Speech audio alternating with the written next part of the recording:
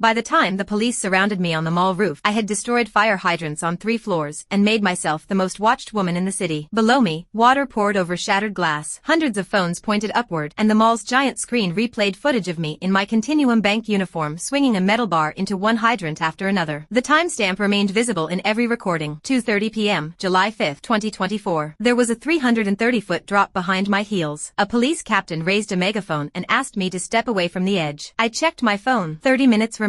If anyone comes closer, I'll jump. The officers stopped. A reporter pushed toward the cordon and asked why a bank executive would destroy a mall in broad daylight. I want to go viral, I told his camera. The more people watching me, the better. The crowd called me selfish, insane, and desperate for attention. That was exactly what I needed them to believe. In my first life, my coworker Jasmine Powell and my boyfriend Callum Fisher used my master key to steal $300 million in gold and transfer another $500 million overseas. Then they gave investigators fabricated gambling records, a false confession, and a perfect explanation for why I had supposedly committed the crime. I went to prison. My parents spent their final years being called the mother and father of a criminal. When news of their deaths reached my cell, I cried until my eyesight failed. After I finished my sentence, Jasmine and Callum ran me over before I could expose them. Then I woke on the morning of the theft. I could not stop 2 people who already controlled the bank systems from creating evidence in my name. So I created something they could never alter, an alibi witnessed by an entire city. Rocks. Mom's voice broke through the shouting below. Officers helped her and Dad through the crowd. Wind whipped Dad's gray hair across his face, and Mom looked as if every insult aimed at me had struck her instead. "What are you doing?" she cried. "Come down right now." For one unbearable moment, I saw them as they had been at the end of my first life, old, humiliated and dying under a disgrace that belonged to someone else. I forced myself to look cold. "Go home. I want everyone to know who I am." The police captain accused me of tormenting my parents. She did not understand that their pain on this roof would last one afternoon. The pain I was preventing had killed them. My phone rang. Callum's name appeared on the screen. "Are you still at the bank, Roxy?" he asked. "I'm having dinner with friends, so you'll have to eat alone." A woman muffled a laugh beside him. Jasmine wanted me to hear her without being able to prove she was there. In my first life, that sound would have confused me. Now it told me the transfer was nearly complete. "Okay," I said. I ended the call and watched the time on the giant screen. 5 minutes remained. A young officer tried to reason with me. He reminded me that I had loving parents, a boyfriend, a respected position, and a future worth protecting. His kindness almost made me smile. Every part of that future was already being dismantled by Callum and Jasmine. I turned toward him and began counting. 10, 9, 8. The roof fell silent. He leaned forward, ready to run if I moved toward the edge. 3, 2, 1. The transfer window had closed. Instead of jumping, I stepped away from the ledge and held out both wrists. "Cuff me, then I'll explain." No one moved at first. I walked closer until an officer finally locked the handcuffs around me. Relief loosened the pressure in my chest. "This is the safest piece of jewelry I've ever worn." The live comments surged so quickly that they blurred across the mall screen.